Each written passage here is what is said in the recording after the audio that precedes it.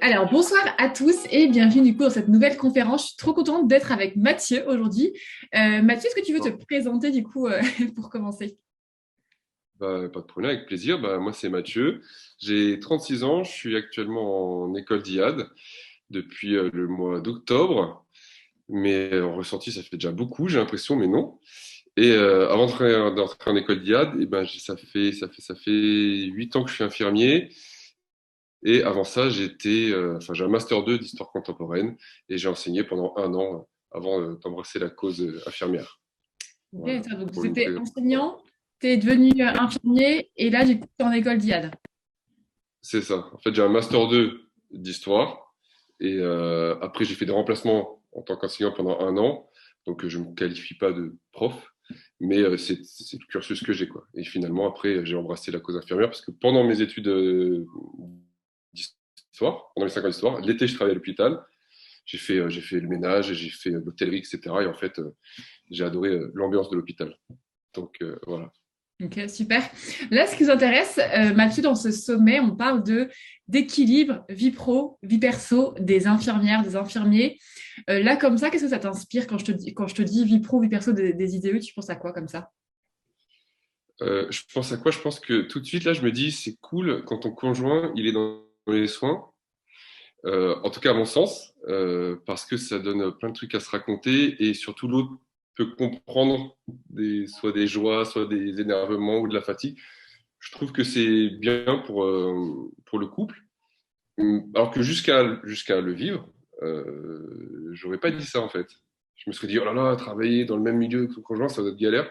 En fait, non, moi, ça, je trouve ça super cool et c'est enrichissant pour le couple. Super, ok. Bon, bah, écoute, c'est hyper intéressant. C'est vrai que ça peut être un gros inconvénient aussi quand tu as des enfants par rapport au rythme. Ouais, il peut y avoir des inconvénients, mais c'est intéressant de le dire comme ça. C'est vrai qu'on se sent peut-être plus compris et plus écouté quand ton conjoint comprend ce qu'on fait et ce qu'on vit au quotidien en tout cas. Donc, ok, Oui, bah, après, écoute, merci. avec Ouais. les enfants, c'est autre chose, hein, C'est ça. Et ben justement, c'est pour ça qu'on va parler avec toi aujourd'hui. Tu es vraiment le référent dans ce sommet, dans la question du comment est-ce que tu gères ta vie de papa et ta vie du coup d'infirmier. Et en plus, ça c'est vraiment le level d'au-dessus parce que c'est étudiant IAD et que tu es papa 3 fois, si je me trompe pas. Est-ce que tu peux nous présenter un peu, alors vraiment juste voilà, l'âge de tes enfants un petit peu et je peux monter ouais. avec plaisir aussi. Alors, entre guillemets, c'est un peu compliqué parce que je suis une famille recomposée. Donc, j'ai 3 enfants en tout. Ma femme a une grande fille de 8 ans qui s'appelle Cléo. Moi, j'ai un fils de 7 ans qui s'appelle Malo. Et nous avons une petite fille de 2 ans et demi qui s'appelle Liv. Donc, ouais, ça, c'est le petit bonus sur la formation IAD de Mm. choses à gérer en plus. D'autant plus que c'est famille recomposée. Donc, logistiquement, ça rajoute un petit peu de choses. Et ça, à mon niveau, c'est ce qui est le plus dur dans ma formation. Mais, Ouais. mais on fait ce qu'il faut. Et du coup là donc tu es IAD, papa, pardon, étudiant IAD, pardon, papa. Je vois très vite, c'est très loin, hein. Non, mais moi, ça me va. Hein. Y a pas de- Je te donne ton diplôme, c'est bon, tu peux rentrer chez toi. Comment est-ce que tu gères du coup ta vie de papa en fait au quotidien? Eh ben, attends, on coupe 2 secondes. Comme ça, je t'ai laissé finir, mais elle est en train d'hurler. Je reviens. Ça marche. Du coup, j'ai pas entendu la fin de la question. Non, c'est bon, j'ai mis pause. Ma Juste question, redis-moi la question. c'était quoi ma question? Je Ah, sais plus. entre les deux, ouais, c'est ça en fait. C'est donc là actuellement tu es donc papa, élève IAD. Comment est-ce que tu arrives en fait à gérer les deux? C'est quoi ton organisation du coup au quotidien? Comment tu gères l'orga? Eh ben, pour gérer l'organisation au quotidien, déjà, je compte énormément sur ma conjointe. Et après, sans être, comment dire, sans faire de fausse humilité ou de fausse. À chaque fois que j'ai envie de me plaindre, parce que j'ai très envie de me plaindre souvent en sortant de stage, parce qu'il faut aller chercher les enfants, ainsi, et ben, je me rappelle que quand j'étais en école d'infirmière, eh bien, je connaissais des dames bien plus âgées que moi, qui avaient des enfants, qui étaient maman isolée et qui se plaignaient jamais. Et donc, ça paraît débile, mais à chaque fois que j'ai envie de me plaindre, je me dis, attends, t'as une conjointe, elle est dans les soins, t'as un foyer, ne te plains pas. Donc moi, vraiment, ce qui m'aide à tenir, c'est de me comparer à des gens qui ont du plus compliqué que moi, tout simplement. Et à côté de ça, ce qui m'aide, c'est que j'adore mes gosses et j'adore passer du temps avec. Et j'essaie de me dire de ne pas leur faire porter ma Ouais. fatigue, mes agacements, etc. Donc, je gère surtout en planifiant les choses. Ouais. Et encore une fois, grâce à madame, parce que je suis pas je suis pas un pro de la planification. Donc voilà, il faut une organisation, je vais dire militaire, c'était pas le bon mot, mais il faut vraiment, pour le coup, pour Ouais. réussir à tout gérer, il faut vraiment planifier les choses. Et je compte aussi sur la bienveillance au niveau de l'école d'IAD. Je ressens c'est même pas je ressens, c'est je trouve qu'il y a une bienveillance vis-à-vis des professionnels que nous sommes, un peu plus âgés que quand on a 20 ans. Du coup, ils comprennent plus les problématiques familiales, donc ça, notamment moi, où en stage, des fois, j'arrivais un peu juste, Ouais. mais ils comprennent, il n'y a pas de souci. Donc, Ouais. je gère avec, comme ça. Et au niveau de tes enfants, comment est-ce qu'ils comprennent du coup que tu es à l'école, entre guillemets, comment j'imagine que tu leur as expliqué, comment Je est-ce qu'ils leur ai le expliqué, vivent? et à chaque fois, on en rigole souvent parce qu'ils me disent Papa, toi aussi, tu as des devoirs? Je leur dis oui, mais t'es vieux. Parce que bon, j'ai 36 ans, mais capillairement, tout ça, je peux pas, je peux pas être plus vieux que ça. Je leur dis, ben oui, mais alors du coup, tu sais, des fois, il faut apprendre tout au long de la vie. On peut apprendre d'autres choses. Comme ça, on devient encore, alors, je leur dis des mots d'enfant, je leur dis, on devient encore plus fort, on devient meilleur, et puis comme ça, on est encore plus content. Donc, non, ils comprennent tout à fait que je suis à l'école.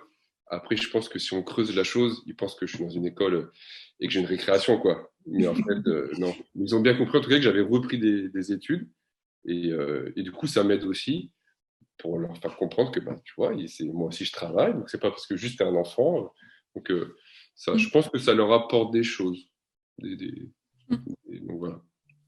Toi, du coup, justement, quand tu as dû reprendre les études, quand tu as décidé de reprendre les études, est-ce que le fait d'être papa, donc d'avoir des enfants, tu t'es dit, tiens, ça va être un frein, est-ce que tu as eu des peurs par rapport à ça? Comment tu as géré? Parce qu'il y a plein de gens qui nous écoutent, là, des étudiants, des infirmiers, des infirmières qui veulent reprendre les études, mais le fait d'avoir des enfants, c'est quelque chose qui peut faire peur, vraiment, de se dire, attends, je repars dans un cycle alors que j'ai mes enfants, ma vie de famille, etc. à gérer. Comment toi, tu l'as vécu finalement quand tu as pris ta décision et comment tu le vis du coup maintenant? Eh ben, moi, bizarrement, j'aurais pas eu d'enfants. J'aurais peut-être encore plus tardé avant de faire l'école d'IAD. Mais le fait d'avoir des enfants, je me suis dit, il faut que tu le fasses maintenant parce que c'est pas plus tard que tu vas le faire. Je sais pas, moi, ça n'a pas été un frein, ça a été un moteur de me dire, oulala, tu as des enfants, ils sont à peu près sevrés, c'est charnière. Après, c'est entre guillemets, la deuxième grosse moitié de ta vie où tu fais juste le boulot et tu essaies d'avoir des bons moments dans ta vie. Donc non, ça a été un moteur.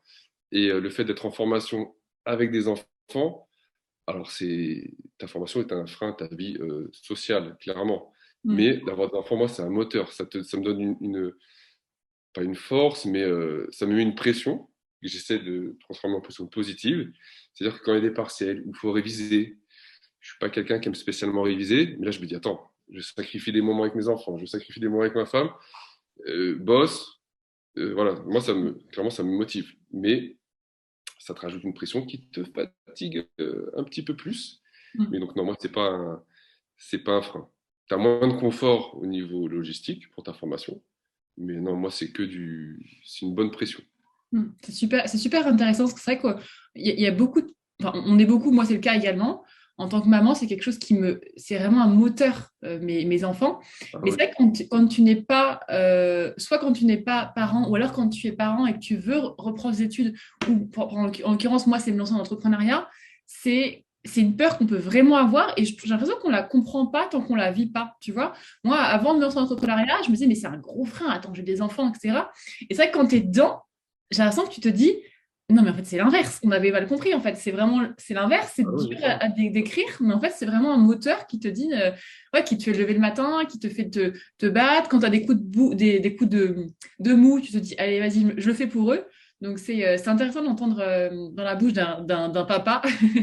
Et Moi, je trouve que ça nous force à être efficace tout de oui, suite. Alors, pas brouillon, parce que je pense que c'est nécessaire de passer par du brouillon et de tomber, etc. Ça nous force à être efficace tout de suite, à être efficient. Et j'avais remarqué, notamment à l'IFSI, et même là encore en formation, que ceux qui réussissent le mieux, souvent, parfois, c'est ceux qui ont des vies compliquées, notamment avec des enfants, parce ouais. que c'est one shot. Il y a des sacrifices en jeu, t'es focus, t'es concentré. Et donc, non, je pense que c'est mais il y a un pas à franchir. Donc, Ouais, c'est ça. Et une fois que tu es dedans, en fait, tu regrettes pas, quoi. ah non, aucun regret. Pressé que ça se termine, clairement, mais aucun regret. Ok, top, super, trop chouette. Est-ce que du coup, là, tu auras un conseil pour les infirmiers, infirmières qui voudraient reprendre les études, qui sont parents et qui se posent des questions, qui se disent, ah, je suis pas sûre. C'est quoi le petit conseil que tu aimerais du coup leur donner à ceux qui nous écoutent là maintenant? Le conseil, c'est que un jour ou l'autre, ils le regretteront. Alors, j'allais dire, j'en suis sûr et certain, je sais pas bien dire ça, mais c'est, à mon sens, c'est évident. Moi, j'ai deux parents. J'ai mon père qui a, on va dire, professionnellement bien réussi sa vie, mais en faisant quelque chose qu'il n'aimait pas. Résultat, 40 ans plus tard, il y a des problèmes. Ma mère était infirmière. Alors, pour le commun des mortels, infirmière, t'es infirmière, t'as pas monté une boîte, quoi, c'est pas incroyable. Mais 40 ans plus tard, elle est heureuse et elle repartirait travailler sans problème. Donc, moi, je pense que vraiment, déjà, c'est important de faire quelque chose qui nous plaît. Et surtout, si déjà on se pose la question à 25, à 30 ou à 35 ans, à mon sens, ça va être pire à 60. Donc, vaut mieux se dire, enfin, vaut mieux vivre sans regret. Donc, le conseil que j'ai, enfin, c'est pas un conseil, c'est vraiment, je pense qu'un jour ou l'autre, on va le regretter. Notamment si c'est le sujet des enfants. Bah, les enfants, en vrai, ça dépend de l'âge des gens, mais dans 50, 10 ans, 15 ans, ils sont plus là. Et l'air de rien, il nous restera, enfin, ils sont plus là. C'est pas qu'ils Oui, sont là. Oui, bien sûr, mais après, il y aura quand même encore potentiellement 20 ans à faire. Donc, je pense qu'il vaut mieux faire tout de suite les choses. Et comme ça, après, et tes enfants sont heureux, tu as une meilleure qualité de vie professionnelle, donc logiquement une meilleure qualité de vie sociale, familiale. Donc voilà, le conseil, c'est de foncer. Si on se pose la question, c'est qu'on a envie de le faire. Donc, il faut le faire. super intéressant. Qu'est-ce qui, toi, justement, t'a fait partir vers l'école d'IAD? Pourquoi tu es devenu IAD? Enfin, en étudiant IAD, qu'est-ce qui te plaisait pas et qu'est-ce qui te plaît, du coup, dans le métier d'infirmier à l'Est? Moi, ce qui me plaît dans le côté infirmier, excusez-moi, dans le côté infirmier anesthésiste, c'est plus le côté, comment dire, autonomie, déjà. Enfin, autonomie et surtout, enfin, comment expliquer ça? C'est que quand j'étais infirmier, enfin, je suis toujours et je serai toujours infirmier, mais infirmier lambda, dans un service lambda, tu as 1000 contraintes, à mon sens. Ton cadre, le planning des équipes, etc. Enfin, ton cadre de santé, le médecin, etc. Alors que IAD, tu as ton médecin anesthésiste et ton binôme. Et il n'y a que ça qui compte. Tu as un chef, mais le chef, il ne vient pas de voir, il s'en fiche. Tu as juste ta relation avec ton binôme et Mm. c'est exclusivement centré sur ça. Et surtout, la chance qu'on a quand on est IAD, c'est on peut être vacataire. Et du coup, sachant que c'est un truc qui est vachement plus développé chez les IAD que chez les I2 tout court. Et du coup, moi, ce qui me fait vraiment plaisir à l'idée d'être IAD, c'est de pouvoir gérer mon planning sans aucune autre contrainte. C'est-à-dire pas de pour Noël, qui c'est qui est parti quand l'année machin. Pour cet été, août, ah oui, non, machin. Moi, ce qui me plaît, ce qui m'a vraiment motivé, c'est le côté, c'est l'autonomie que ça allait me donner professionnellement et du coup socialement. C'est Ok. vraiment à ce niveau-là. Après, évidemment, à côté, j'ai toujours adoré le domaine de l'anesthésie et être au bloc. J'adore l'ambiance du bloc et voilà, j'adore la relation qu'on a avec le patient, même si il dort. Mais en vrai, les 10 minutes qu'on a avant et celles qu'on a après, elles sont essentielles. Donc voilà, moi, c'est vraiment ce qui m'a poussé vers côté IAD. Et puis il y a aussi le côté, on va pas se mentir, financier, où c'est pas les mêmes salaires. Donc voilà, c'est pas un côté qu'on peut nier. Mm. Ouais, donc finalement, ça t'aide aussi à avoir plus d'autonomie dans ton planning, enfin, dans ton travail, dans ton métier, Ouais, et aussi un meilleur équilibre de vie aussi, j'imagine, parce que ça. derrière, comme tu disais, donc un salaire plus important, même si c'est pas forcément non plus un, un gros salaire, mais ça Non, reste. moi, Voilà, c'était vraiment le côté, je savais que ça allait m'offrir une autonomie professionnelle qui ouais. allait m'apporter une autonomie de gestion de famille, tout simplement. Parce que ça m'a toujours, surtout en tant que famille recomposée, j'ai des impératifs et t'es IAD, et si tu te mets en tant que vacataire, Mm. tu peux choisir tes jours, etc. Et puis voilà. Puis même là, quand j'étais infirmier en salle de réveil, je faisais des astreintes, je faisais des nuits, etc. Alors que là, on peut trouver le poste où t'as pas de nuit, t'as pas d'astreinte, t'as pas de week-end, t'es au bloc. Donc, moi, j'y vois que des bénéfices. Hmm. Trop bien. Mais écoute, c'est chouette. Est-ce que tu pourrais nous donner là un petit conseil pour... c'est quoi ton conseil? Alors, peut-être que tu le fais avec ta chérie, pour une bonne organisation familiale. C'est quoi le truc, en fait, où vous vous y tenez, on va dire, et qui fait que du coup, tu arrives à avoir une bonne organisation familiale?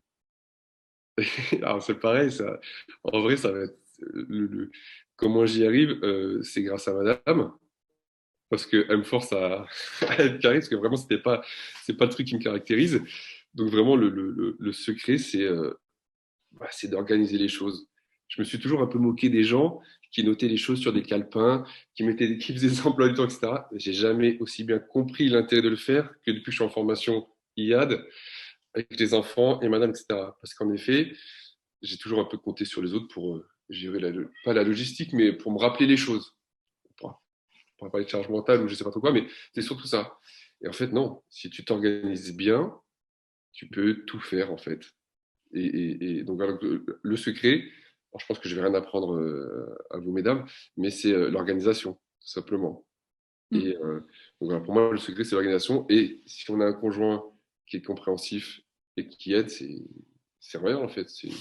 Bref. Voilà. Ouais, carrément. Et ouais, ça, c'est en fait, c'est l'organisation et de travailler en binôme aussi, j'imagine.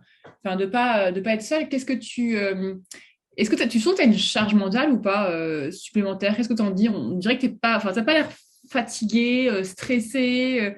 Ah, parce que là, je fais bonne figure. Mais en vrai, je suis éclaté. Non, non, non, en vrai, Ok, ouais. là, c'est bonne figure parce qu'il faut le faire. Mais non, non, je sais pas si on parle du côté fatigue et charge mentale, mais c'est vrai que c'est très fatigant d'avoir plusieurs vies à la fois, parce que quand on est en école d'IA notamment, on est professionnel, donc on a une charge mentale de professionnel, une charge mentale d'étudiant. Quand je sors, j'ai une charge mentale de papa. Quand madame rentre, ou quand madame est déjà là, j'ai une charge mentale entre guillemets de conjoint et que je n'ai pas à dire à ma femme, je suis fatigué, je fais rien. Maintenant, ça ne marche pas comme ça. On est en 2022 et c'est bien normal. Donc oui, charge mentale, en tout cas, je m'en rends bien compte depuis que je suis stagiaire IAD. Mais c'est ce que je disais au tout début. Je ne me plains pas parce que je compare toujours à des gens qui ont une vie bien plus compliquée. Et notamment en tant que mec, je ne vais pas commencer à me plaindre de charge mentale en hommage à vous, mesdames, à tout ce que vous vivez depuis plus longtemps que nous, c'est-à-dire travail, famille, enfants, etc. Donc, donc oui, très fatigué, mais on fait ce qu'il y a à faire. Mm. Top. Je te retiens pas plus du coup, Mathieu. C'est vraiment super, super gentil d'avoir voulu partager ça. Non, c'est gentil, Est-ce c'était cool. que tu as un dernier mot pour la fin pour les étudiants, les étudiantes infirmiers qui nous écoutent, les infirmières, les infirmiers, sachant qu'il y a de tout âge, il y a des jeunes DE, il y en a qui sont en milieu de carrière, d'autres en fin de carrière. Est-ce que t'as un dernier mot pour la fin, du coup, pour voilà, s'adresser à toute cette communauté d'infirmiers et d'infirmières? Eh ben, pour la communauté étudiant, infirmier ou infirmière et les infirmiers et infirmiers, j'aimerais, s'il y a un seul message à faire passer, alors je ne sais pas si c'est dans le thème ou quoi, mais n'acceptez pas des choses que vous n'accepteriez pas chez vous, en fait, tout simplement. Et moi, ce qui m'a toujours, j'allais dire un gros mot, mais on va dire agacé, c'est que nous, paramédical, on a un pouvoir énorme et on accepte plein de choses qu'on n'accepterait pas chez nous. Donc, je pense qu'il faut arrêter d'accepter des mauvaises choses, notamment quand on est stagiaire. On n'a pas à accepter. Alors, c'est compliqué le positionnement stagiaire, j'entends bien, mais il y a des choses qu'on n'a pas à accepter et des fois, il suffit juste de dire non et les choses se règlent. C'est aussi simple que ça. Donc, si j'avais un conseil à faire, à donner, c'est on n'accepte pas des choses qu'on n'a pas à accepter et on va vers ce qu'on veut. Tout le monde est capable de tout. Moi, je faisais de l'histoire géo et là maintenant, je fais de la biologie, de la physique chimie en école d'IAD. Voilà, c'est juste que peut-être à un moment, on n'est pas prêt. À un autre moment, on sera prêt. Donc voilà. On arrête d'accepter tout n'importe quoi et on continue de vivre ses rêves à fond. Tout est Super, possible. trop chouette. Merci beaucoup, Mathieu. Un grand merci. Je te libère, je te laisse retourner voir tous tes Ça enfants. marche. Oui, ça m'appelle déjà là, donc je vais foncer. Ça marche. Merci beaucoup. Je te souhaite une très très belle fin de journée, Mathieu. Et du coup, je te dis à très très vite. Ça marche, à bientôt. Bye bye. Salut.